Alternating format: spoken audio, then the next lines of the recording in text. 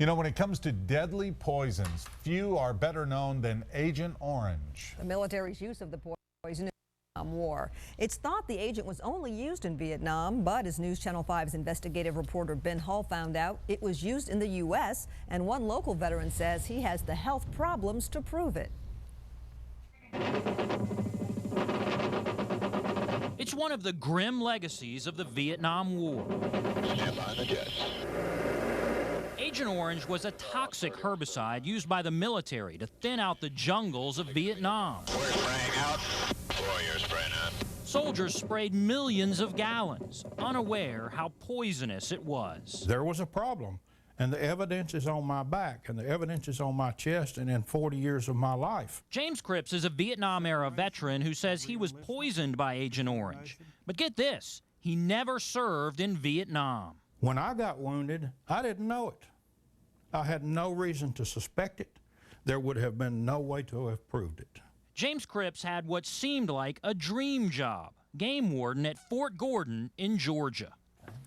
This is in 1971 when I got out of the Army. You can see all of the marks on my face, on my neck. Cripps says when he left the military, he had already been exposed.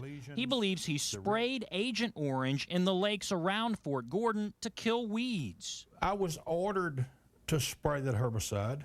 Present-day pictures show signs warning people about fishing in the lakes Cripps once cared for. I know what's in there because I put it there. News Channel 5 has uncovered these Department of Defense documents which prove the military sprayed Agent Orange at Fort Gordon while Cripps was there.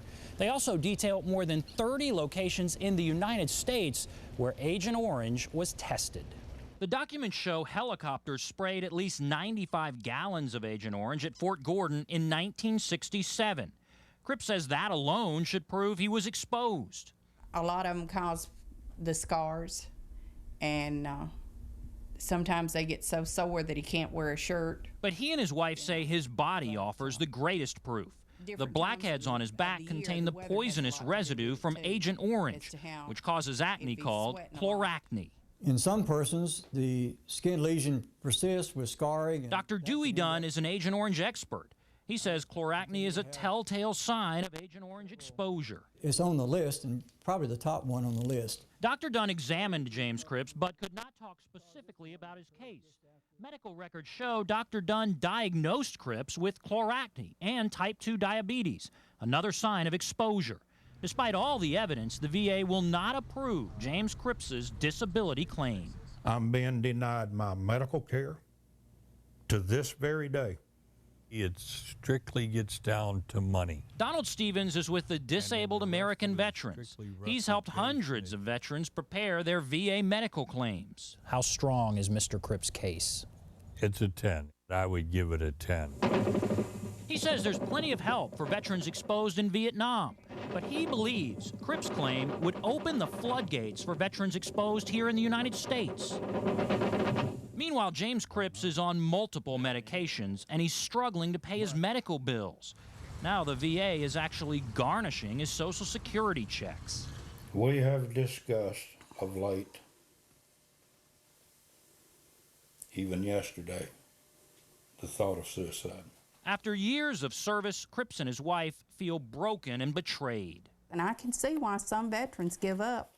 It's not fair.